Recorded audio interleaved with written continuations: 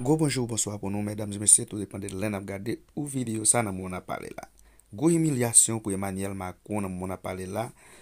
Et mesdames et messieurs, eh bien, Macron avec toute la France, il a vraiment trouvé un état critique dans le monde là dans moment parlé là. Eh bien, je ne dis on a essayé chercher cette information pour nous. Nous connaissons Dani Info 96 entre la caille nous pour porter tout ça qui gagne comme actualité dans le monde là. Eh bien, nous pas prétendre pile nous-mêmes pour nous faire autant de ça qui rêve Emmanuel Macron dans le pays et Somalie. Eh bien, n'a pas évité ou même qui pour faire ça. Et c'est abonné avec channel là. Et ou même qui abonné déjà, pendant regarder tant de vidéos ça, invitez nos amis, viennent en bas channel là pour y joindre toute information qui gagne.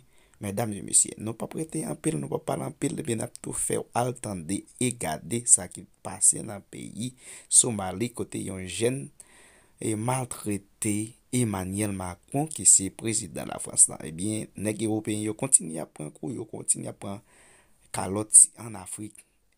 Mesdames et messieurs, sans nous pas arrêter, nous pas perdre du temps, n'a pas attendre Emmanuel Macron et avec demoiselles là comment ça t'est passé, mesdames et messieurs. De ce qui a été fait en Libye.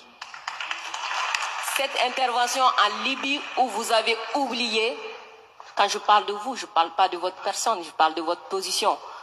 Vous avez oublié l'existence de l'Union africaine. Monsieur le Président, vous l'aimez le dire. Nous sommes au Mali pour aider le Mali. Si nous n'étions pas venus au Sahel, il n'allait pas avoir de gouvernement actuellement au Mali. J'ai envie de vous dire que si ce n'était pas les Africains, il n'allait pas avoir de France aujourd'hui. Nous sommes liés, nous sommes liés, nous sommes liés. Arrêtez de dire que vous êtes venus nous aider. Non, parce que le terrorisme ne menace pas que le Mali. Vous êtes aussi menacés. Arrêtez de nous culpabiliser sur une position de victime. Mais Adam, je ne vous culpabilise pas. Monsieur le Président, je n'ai pas terminé. Je ne vous culpabilise pas. J'essaie de restaurer justement un dialogue réciproque et de respect. Oui. On n'est pas là simplement pour nos intérêts quand on arrive au Mali en 2013. C'est un fait. Par contre, ce que vous avez dit sur la Libye, je l'ai dit plusieurs fois comme président, je partage ce que vous avez dit.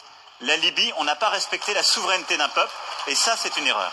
D'accord, merci d'avoir reconnu ça. Et si vous reconnaissez ça, vous allez voir que ce qui se passe au Sahel n'est que les conséquences de cette intervention. Donc, vous êtes au Sahel pour corriger l'erreur que vous avez commise en Libye. Et en corrigeant ces erreurs, vous êtes en train de commettre d'autres erreurs. Monsieur le Président, je vous rappelle que l'intervention militaire étrangère n'a jamais réglé un problème. La Libye, elle est comment aujourd'hui? L'Afghanistan, c'est comment aujourd'hui? Donc l'intervention militaire ne va pas arranger les choses. Je ne voudrais pas que mon pays soit comme la Libye. Prenez votre responsabilité et surtout arrêtez de dire que nous sommes là pour vous aider. Non, vous n'êtes pas là pour nous aider. On est ensemble. On a un ennemi commun. On le combat ensemble.